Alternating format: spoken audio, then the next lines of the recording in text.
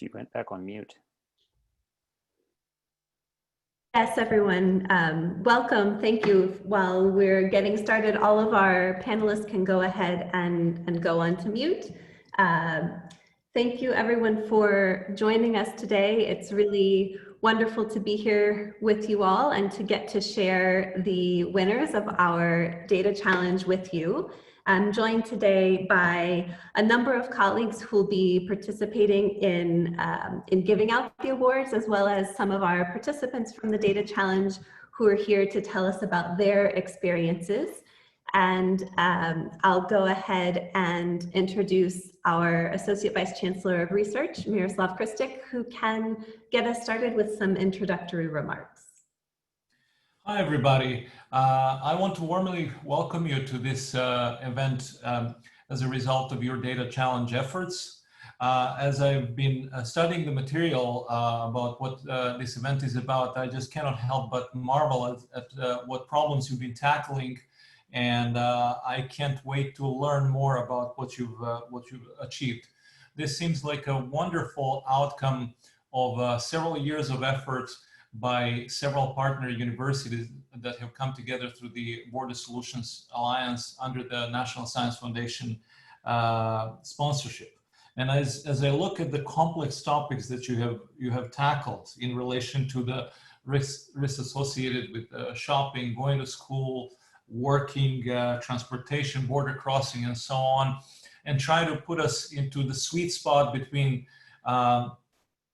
being healthy and not being economically broke. I'm awed at the difficulty of what you're trying to address. I'm also awed at the number of people who have participated. 33 teams, as I understand, 123 people on both sides of the border, students, professionals, members of the community. This is all super exciting. It's exactly what we would have wished for when we worked to initiate the Border Alliance a few years ago. It is a pleasure to see science of the last several years here, and I really want to thank them for their support and participation of this effort. Nate Robinson at UT El Paso, Sam Fernald might have also joined us from New Mexico State, Chris Scott from University of Arizona, Adolfo Matamoros from UT San Antonio. It's also great to see that there's been a participation from UABC, from COLEF. I want to greet Pedro Oraca from COLEF, and it's also great to see Nikki Rori from the Alianza UC Mex, a great supporter for our effort and a partner.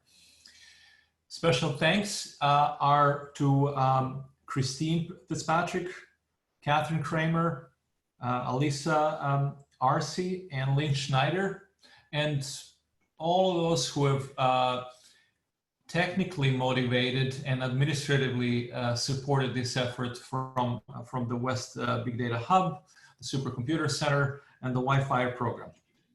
And of course, the greatest thanks go to Melissa Floca, who has been everything, the brains, the body, the muscle, and the heart of this initiative. So let me stop here so I can get as much out of viewing what you've done as I can. Thank you so much, Miroslav. Basically, today we're going to run through the announcement for the winning teams in our school and work category, in our retail and leisure category, in our cross-border category, and in our high school only category. In addition to this, we had so many wonderful submissions that we added a category for honorable mentions because the judges were so impressed with the work of many of your teams. But as Miroslav mentioned, this has really been quite the collaborative effort. And I'd like to take a minute to have Christine Kirkpatrick tell us about the big Data Hub West, who has been an institution that's been very important in helping us bring this data challenge together. Thanks, Melissa. So in addition to being at the San Diego Supercomputer Center, I'm also Deputy Director for the West Big Data Innovation Hub. We call it West Hub for short. And if we had to summarize what we're all about, it's our goal is to catalyze and scale data science for societal needs that connect research, education, and practice. We do it in these 4 thematic areas. Next slide, please.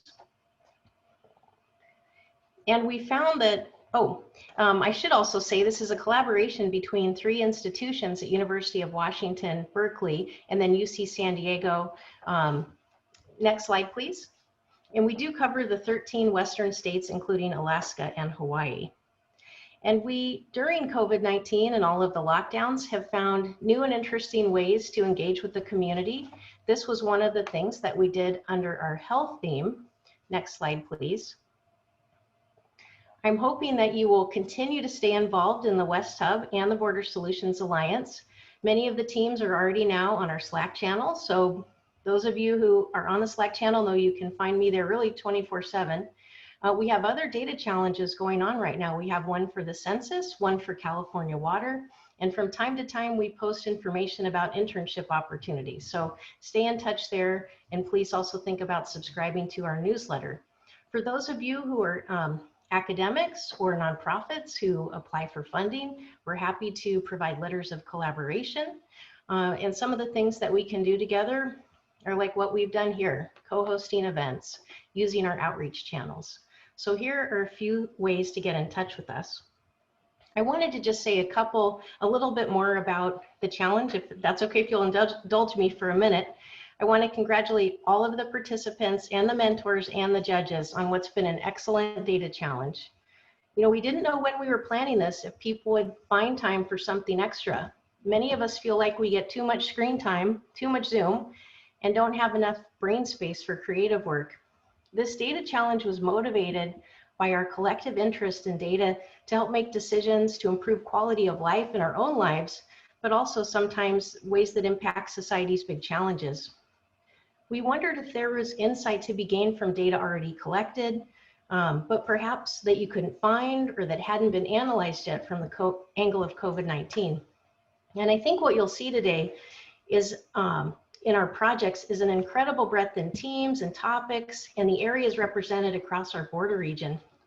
So we have participants from both sides of the border, high school students in my backyard, Canyon Crest Academy, and I know you're all muted, but you should cheer if wherever you are, to CETIS, Universidad Campus in Tijuana and Baja, all the way east along the border to people from the University of Texas at San Antonio. Yay! You can cheer for your university. University of Texas at El Paso, and south of the border from Universidad of Guadalajara and Universidad Politécnica de Sinaloa. And those are just a few. We had a huge number of high school students from all across the US and Mexico, undergrads and grad students, medical residents and doctors, epidemiologists, and data science. And as I said, in the West Hub, we focus on the incredible work happening in the Western US, but this challenge brought us in touch with the powerhouse capabilities of data scientists across Mexico, as well as Mexico's wealth of open data. We had father and son teams, mother and daughter teams. We had people who had never met before and became good friends over Zoom and email. And through it all, these teams did find ways to inform how we gain back some quality of life while trying to remain safe during the pandemic. Teams spent time reflecting on what they most missed or what was important to them, and based on available data, how to better inform decision-making. While this is a difficult time for all nations, and the COVID infections and the depth of the pain moves around and shifts, it often, we've seen, has a regional focus that does span the border. And this is intuitive to many of you who live across the border or along both sides. It was informative to see how interconnected these regions are, from Mexicali and El Centro to El Paso and Ciudad Juarez. And with so much to be down about, for me, the data challenge and being in contact with all of you gave me objective reasons to be hopeful. Your commitment to science and data-driven approaches as well as ethics and care, treating each human life as sacred. Your creative approaches to using new mediums made me see we are in good hands when it comes for time for the younger generations that were part of this contest to inherit the world.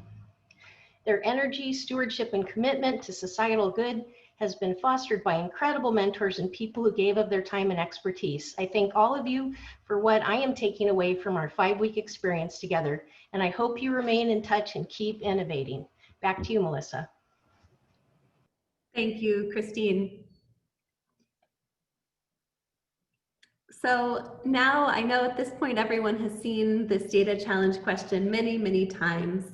And now we'll get to see all of the work that's come out of people thinking about this question together with their teams.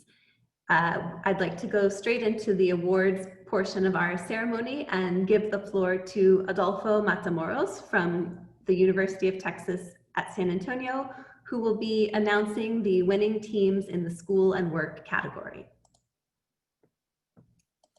Thank you, Melissa. It is an honor and a pleasure to be here from UTSA. And without much ado, let's dive right into the winners, who really are the ones who should share the spotlight today. The first place team was led by Julian Williams. There's a group of 3 people from UTSA whose entry, they developed together a tool for assessment of COVID-19 risk in Texas classrooms.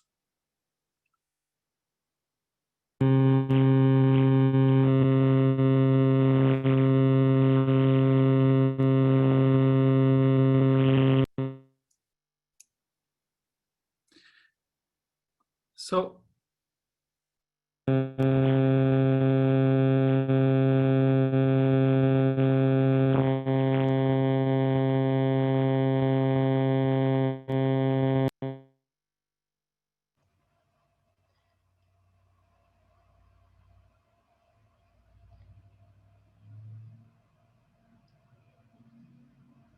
I apologize to the team. It looks like we're having a little bit of trouble with the sound, but hopefully you can see this wonderful tool that was created to look at COVID-19 risk in Texas classrooms.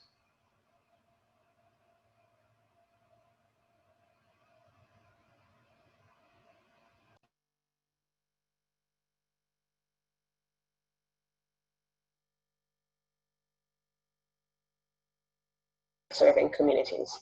And here in this story map, we're able to give information provided by the CDC, as well as best practices to help mitigate the spread of the virus.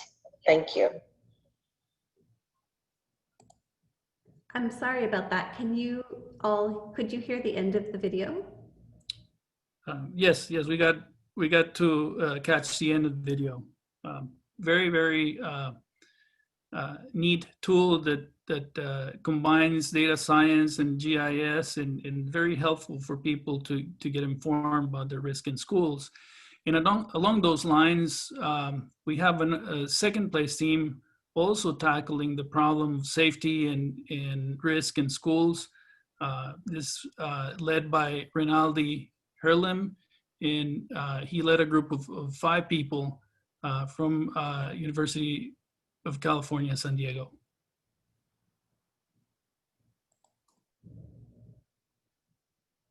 Hi, this is our project, COVID Cool for School. Our project answers this one question. Is your school cool to open during COVID? To answer this, we utilized COVID-19 data on San Diego County and schools data. We made a machine learning model to classify and visualize the risk of a school opening up in San Diego. COVID Cool for School. Our project answers this one question. Is your school cool to open during COVID? To answer this, we utilize COVID-19 data on San Diego County and schools data. We made a machine learning model to classify and visualize the risk of a school opening up in San Diego.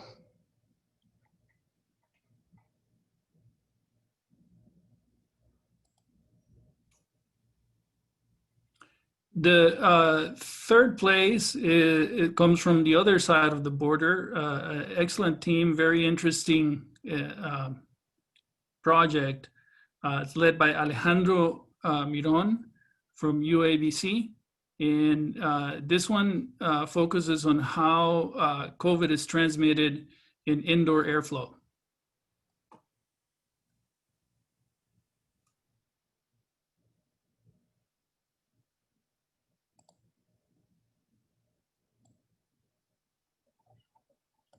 Hi, we're flow checked. With this project, our main goal is to create awareness among society and prevent the transmissions of coronavirus by showing the dangers of enclosed activities. We wanted to remark that there's an assistant risk of COVID-19 infection in relation with indoor airflow, where the flow accumulates, COVID-19 does too. By using Navier-Stokes equation, we created a simulation, which you can see here to the left and right of the screen. It's important to remember our project is only a guide to reduce COVID-19 spread. They are not certain results. Thank you.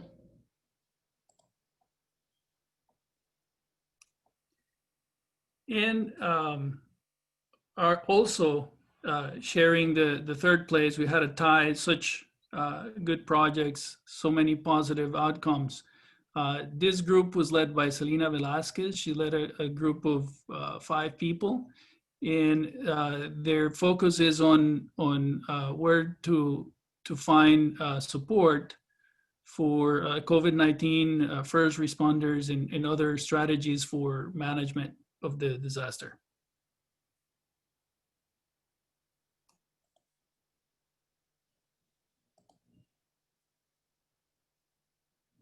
With COVID-19 cases continuing to rise across the country, certain workforce populations are more vulnerable than others. Essential workers, first responders, and other blue-collar workers living in border communities go to work every day uninformed of the risks they face and the help available to them. This is why we created the Risk Assessment and Aid Locator dashboard, which provides COVID case numbers by region, as well as risk factors for working populations. It also connects users to local resources that can help them navigate the various hardships created by a global pandemic. In the future, we want to incorporate data science to generate a concrete risk assessment from information such as building square footage, mask compliance, and the number of people working in close proximity. We hope that our dashboard can serve as a framework for holistically providing information to at-risk and general communities.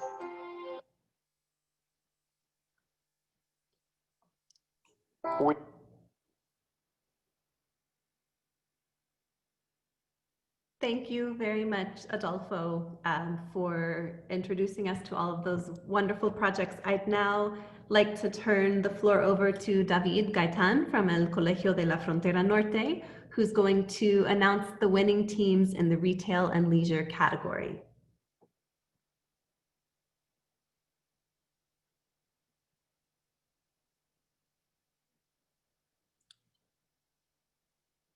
David, you're on mute. There you go.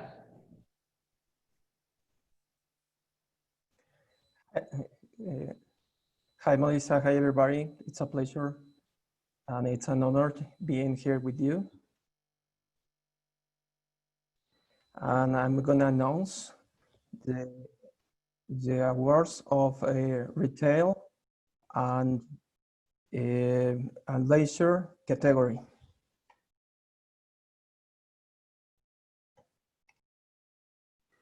Well, firstly, let me tell you that we have a tie in the second place. And the first one of these projects in the second place is from Jaime Murillo from team 21,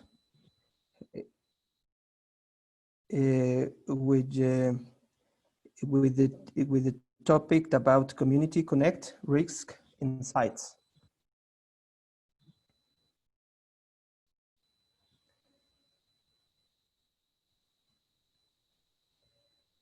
Well, this project is about Fernand Picato, and I'm working with Jaime Murillo Mena on developing Community Connect, an app that will let customers and business owners take decisions based on anonymous community data.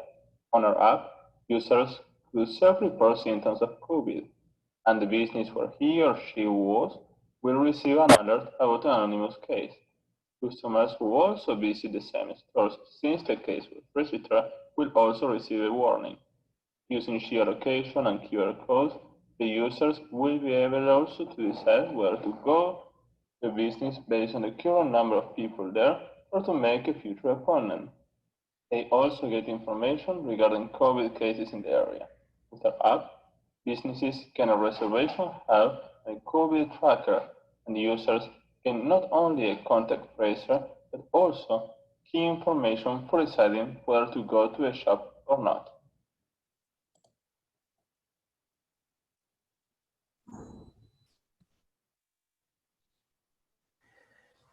Well, the second one of the projects that won the second place is from a Junton's Show, Team 15, with the project Grow Safe.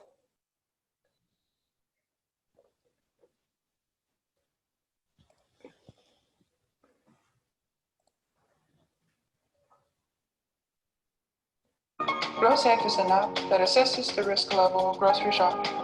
The homepage shows COVID-19 statistics in San Diego County and provides the case distribution by age through a pie chart. Clicking on Assess Risk, you get to select the type of mask you wear. Let's choose cotton plus flannel mask as an example. Choose a store location you are going to shop at on the Google Map plugin, like Grouse La Jolla. GrowSafe then leads you to a result page, showing the overall safety level of the trip, as well as a full breakdown of score, based on the current popularity of the store, infection level of the region, and your personal protective equipment. The scale GrowSafe uses is a discrete 4-level measurement. The closer the arrow is to the green zone, the safer your upcoming trip is.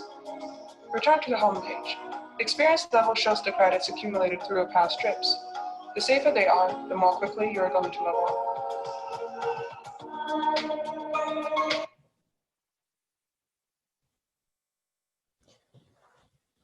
Well, and the last one of the projects that won the second place is from a Belly Man, Team 19, with the project COVID Travel Planner.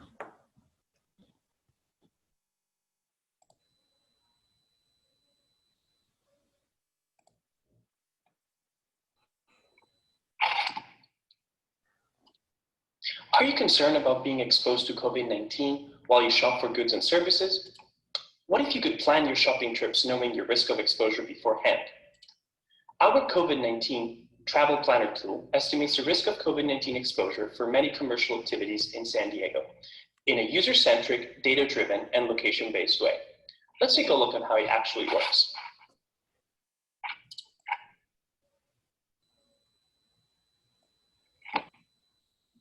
Using this dashboard, you can become more well-equipped when making decisions about local travel. Using it is simple. Select a zip code from the map, choose a type of service and establishment that you plan on going to, and press go. Here, you'll see how your chosen location matches up to similar types of services and activities, giving you the peace of mind you deserve when going into public spaces during these uncertain times.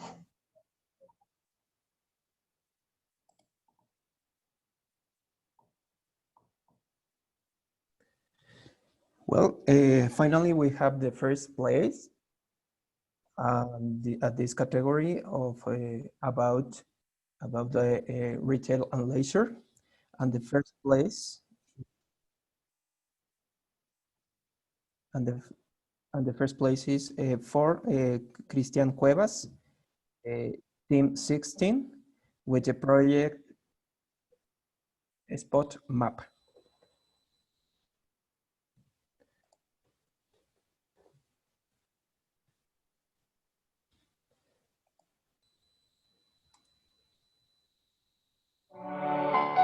In today's social distance world, we need to be informed of where we're going, where we've been, and most importantly, who we've been in contact with. SpotMap proposes to do all of this and more with its data-driven and user-maintained platform. Users will spot themselves to points of interest, spotting themselves to a business and other users anonymously, while keeping their spot history only on their device.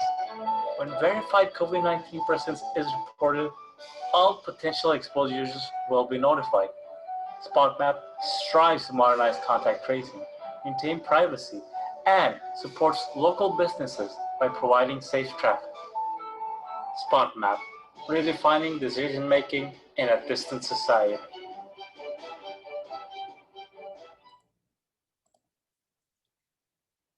Thank you very much, David, and congratulations to all of our winners in that category. Now I'd like to give the floor to Dr. Chris Scott of the University of Arizona, who will be announcing our winners in the cross-border category. Thank you very much, everybody, for organizing. Y también quisiera felicitarles a todos los participantes por haber entregado sus proyectos, si ganaron o no, si no ganaron.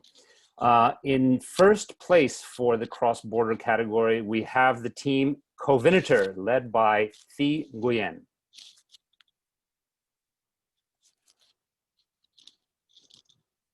Before COVID-19, nearly 1 million people entered the United States from Mexico daily, but the number rose to 1/3 during the pandemic.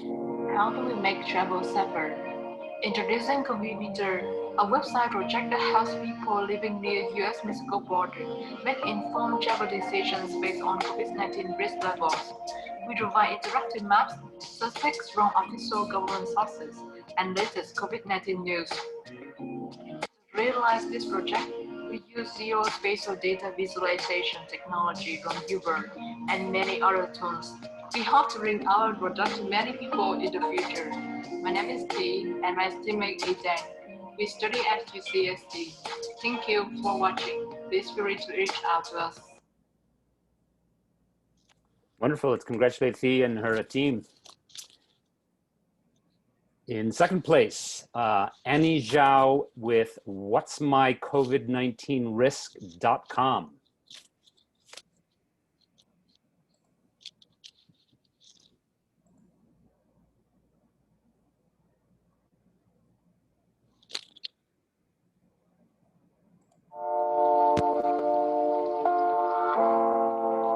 The COVID-19 pandemic has changed all of our lives greatly. But it has disproportionately affected the lives of people living in border communities.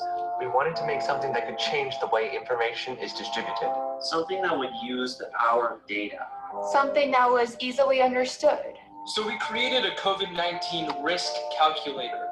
The calculator is found on whatsmycovid19risk.com. It takes you through several easy questions about your demographics, location, and behavior. And at the end, you receive your results, as well as any important amendments to your behavior. The website is fully accessible in Spanish and tailored to your specific location. So no matter who you are, where you are, where you work, or what you do, this calculator is for you.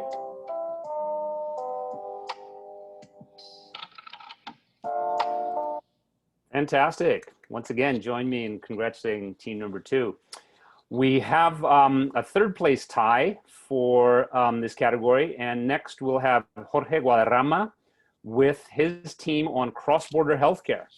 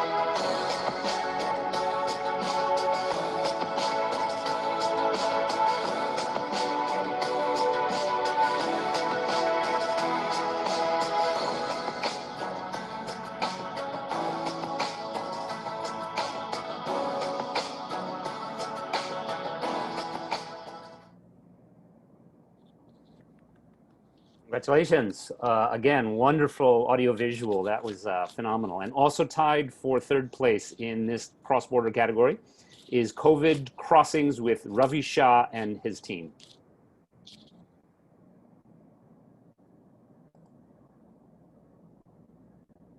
Hi, I'm Ravi Shah, team leader for COVID Crossings. Today, the 2,000 miles of US and Mexico border are either all open or all closed, resulting in huge lines for essential workers to cross.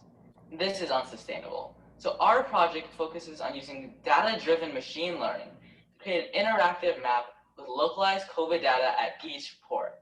This is our interactive and online map. The red ports here are the ports we recommend closing, and the green ports are the ports that we recommend keeping open. When you click on a port such as San Isidro, you can see the name of the port, as well as several other details, such as border crossing volume and case levels. And this link down here takes you to a more information slide presentation, where you can see our methodology, including our data mining and trend finding, as well as our machine learning.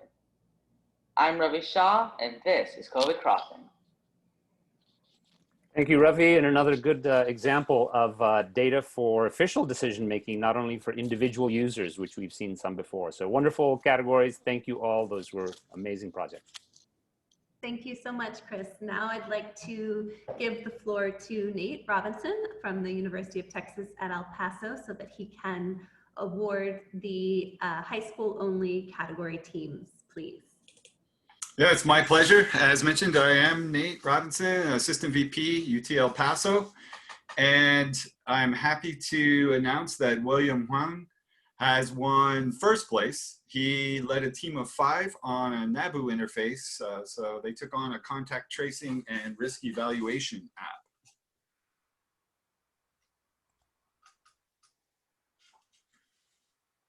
Our project is NABU interface, and we developed a contact tracing and risk evaluation app. Our group members consisted of William, Arsh, David, Rohan, and me, Samani.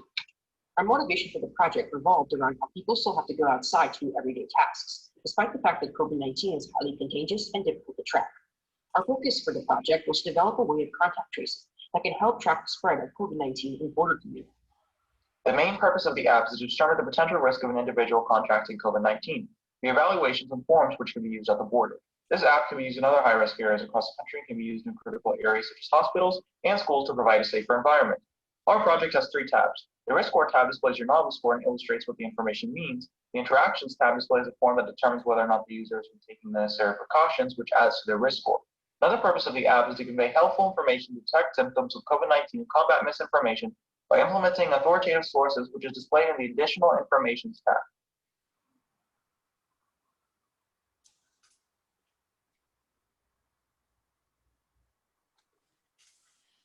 In second place, I'm happy to announce Michael Sien. He took this project on by himself in order to build an interactive web page with graphics, with various types of graphics.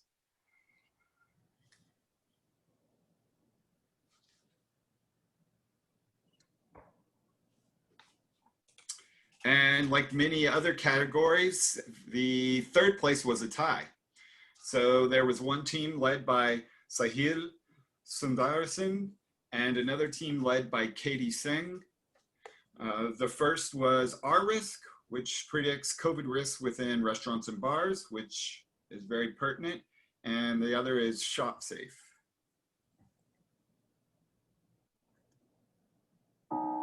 Hello, this is Risk, a COVID risk assessment tool for bars and restaurants. In today's hectic climate, eating out is a luxury many of us want to enjoy. But bars and restaurants are also major potential hotspots of COVID-19. So how can we help people, especially those in vulnerable groups, make the safest decisions for where to eat out?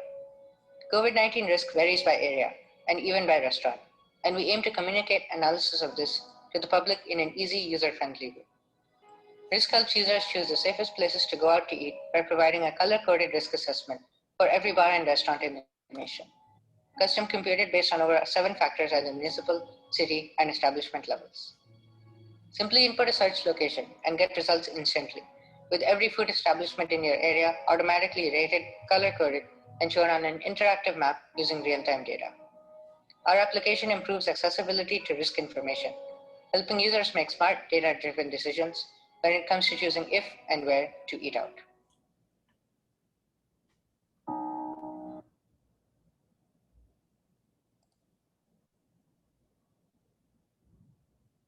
Hi, I'm Alex Proshkin. Hi, I'm Priyanka. Hi, I'm Katie Say. We're sophomores at Cane Crest Academy, located in San Diego, California. And over the past month, we've created an app named ShopSafe, which presents the risk of visiting stores to its users. Most people, they don't know the risk and the severity of COVID-19. So in order to fix that, we designed an app and we performed data analysis on the data we were given that will tell people information about the area they live in. In our application, users can easily navigate through 4 different screens. We have maps that are color-coded by zip codes, which can show you the COVID cases around your location or shopping malls. The online versus physical deals comparison page hopes to encourage more online shoppings in order to avoid unnecessary contacts among us people. We are also going to deploy this app to the App Store. We hope that through this, we will benefit and help many more people than we would have otherwise.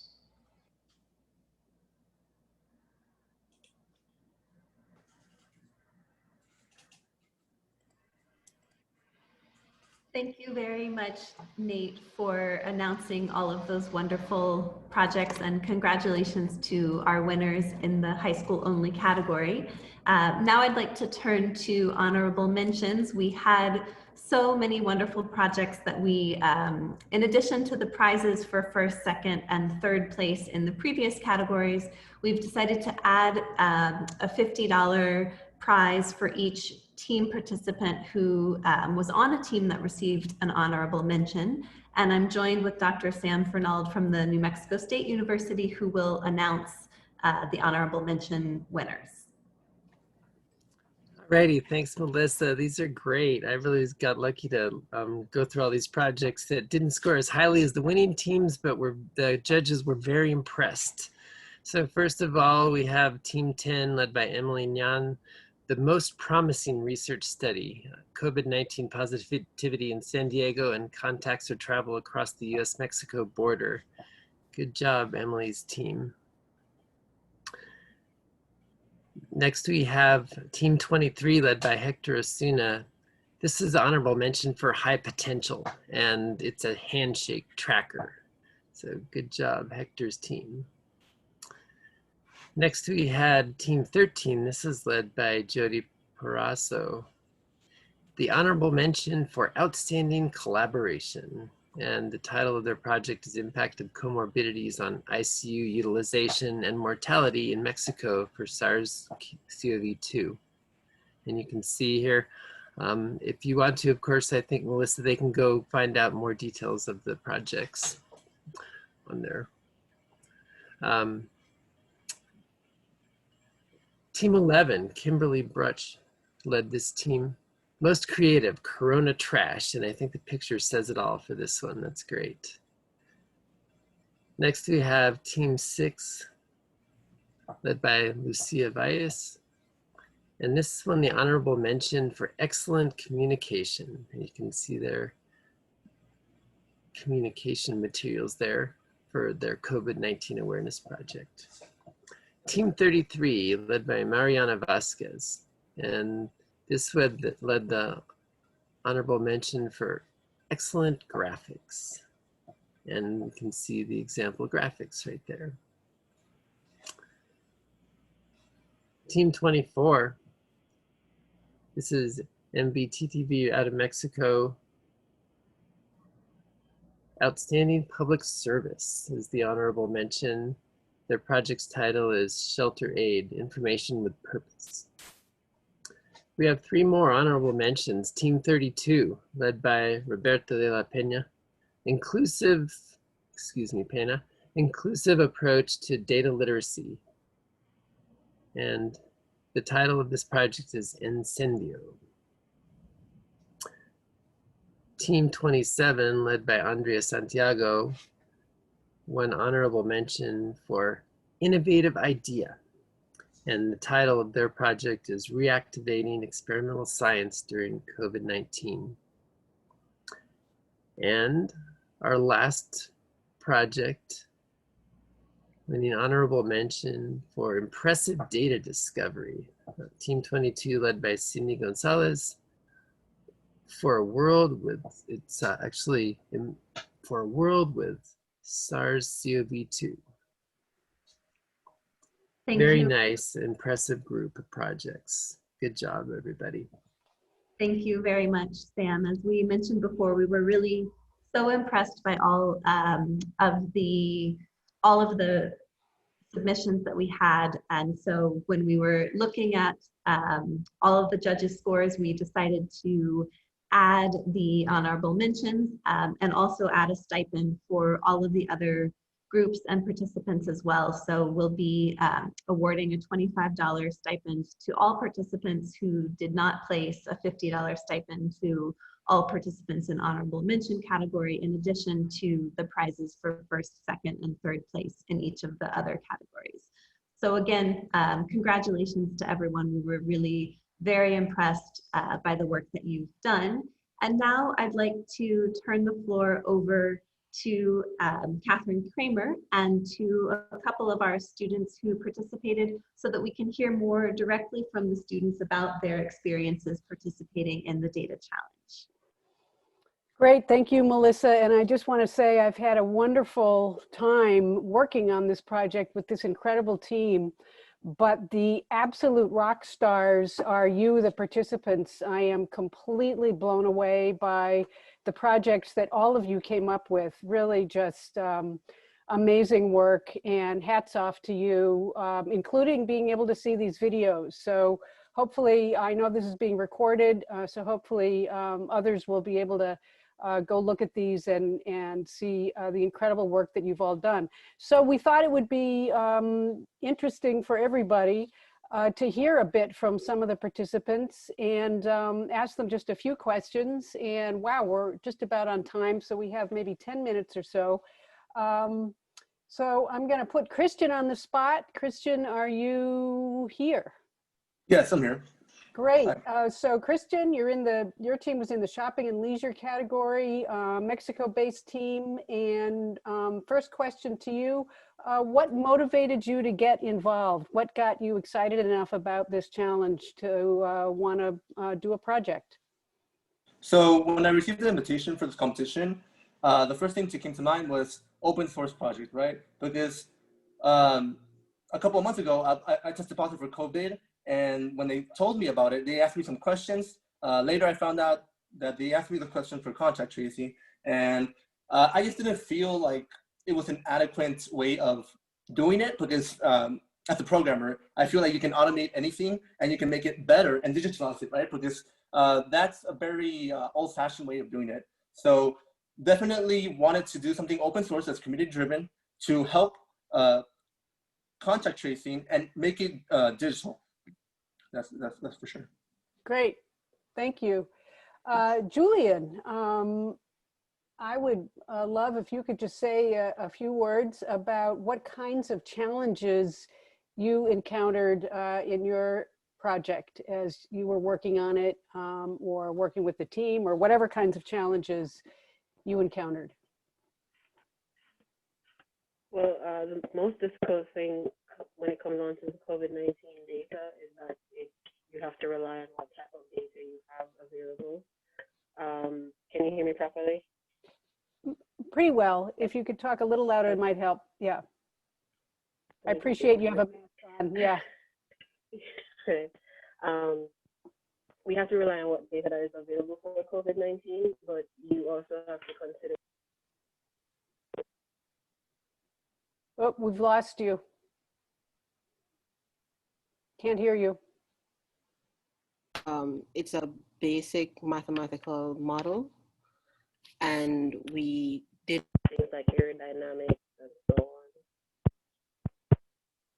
Well, Julian, I'm really sorry, we're missing your audio, but we're going to come back to you. I did hear you mention something that we know is definitely a challenge, which is that the scarcity of data and whether or not it's usable data.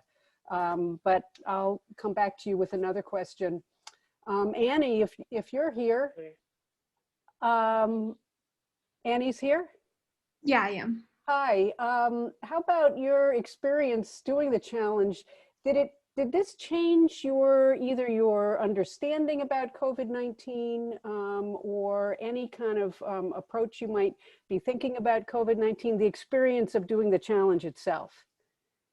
Yeah, the experience was great. I think it changed a lot of our minds about COVID-19. Not that it was like a big drastic change, more like we looked at it from a different view. I think we all were thinking of COVID like more as like a person who's going through it, as someone who's experiencing it. But after doing our calculator, we kind of thought about it in terms of data, in terms of demographics, in terms of risk calculators, all of that. So that the way we thought about COVID shifted. Great. Sounds like, well, the next question actually, which is a good follow-on from what you just said, is for William, one of our high school participants. And William, are you here? Yes, I'm here. Great. So did working on the data challenge on your project, did it change how you think about or your attitude about data science / your career plans? Yes, definitely. The working on the project really exposed me to the breadth of possibilities in data science.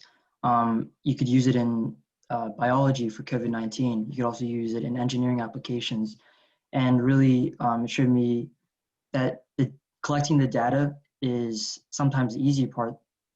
Actually communicating that data and making useful conclusions from that information is really the hard part, and is important for society to progress. Right, yeah, and I hear you about the communication part, and I do have to say that that's one of the pieces that was most impressive about all of the teams is how clearly they thought about how to communicate this to the widest possible audience to make them successful. How about back to Christian? How about, could you say a few things about the challenges that you encountered as you were working on your project?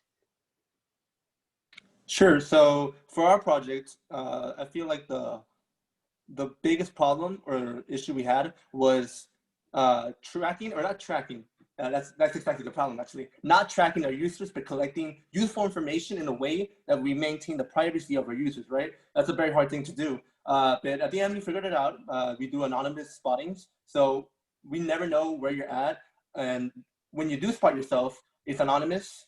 And the data, the spotting history is only stored to your device. So only you know when and where you've been. So that was the challenge that we had, for sure.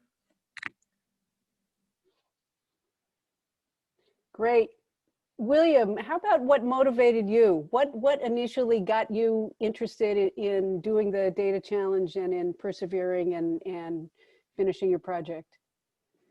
So the quarantine for me started in around March and April, and sitting at home for like 6 months, doing almost nothing, and seeing on the news with all the cases and everything, and how scientists were finding how hard it was to track the virus.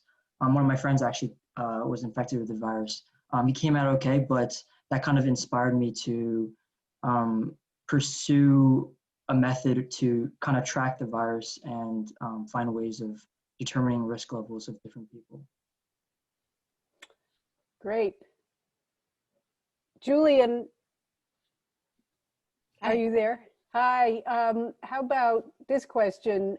Did the experience of working on the data challenge, did it change how you think about COVID-19, about the pandemic, or data specifically during your time working on your project? Definitely. I think you got to look directly at what areas are most affected.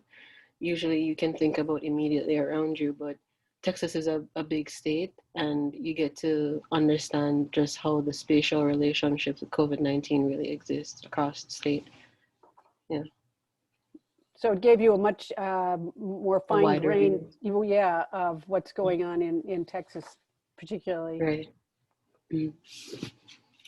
And Annie, back to you about any thoughts about, has this changed the experience of working on the data challenge, changed your ideas about your career or data science in particular?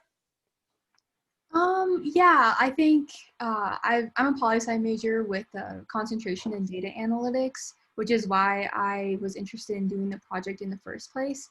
But like, I want to go to law school in the future, but I also want to use the power of data and all of the analytical skills I've been getting from these types of projects in my classes as well, in order to change the field of law, but also use data to do that. Great, it's terrific. Well, we're just about out of time for the panel. I want to thank all of you panelists for taking a few minutes to let us hear your thoughts. And again, congratulations. All of the projects in the Data Challenge have really, as I said, just they're so impressive. And I look forward to hopefully working with all of you again and perhaps on another Data Challenge. I'm now going to turn it over to Melissa. Thank you, Catherine. And now just in closing, I'd like to introduce Veronique Rovive, who's the Associate Director of Strategic Initiatives for the Alianza UCMX, to give us some closing remarks. Thank you, Melissa. First and foremost, congratulations to each of you for participating. Your passion, your creativity, your insight, dedication, it's impressive. And for me, you're all winners.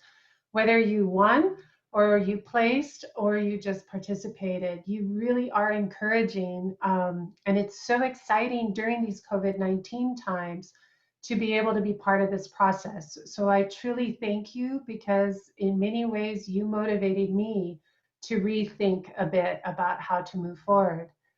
I also congratulate the mentors and organizers of this event. Your time and effort have been crucial for the success of such activities. Kudos to UC San Diego's Office of Research and the West Big Data Hub. And of course, a special recognition to Melissa for keeping all of this and all of us on track. This pandemic is creating new and unexpected challenges for our communities, our campuses, institutions, and each of us. We just heard about how they have impacted us individually. We're learning to cope and live in this new environment. And we're currently defining our new normal. And it's exciting that you are the contributing authors to this process.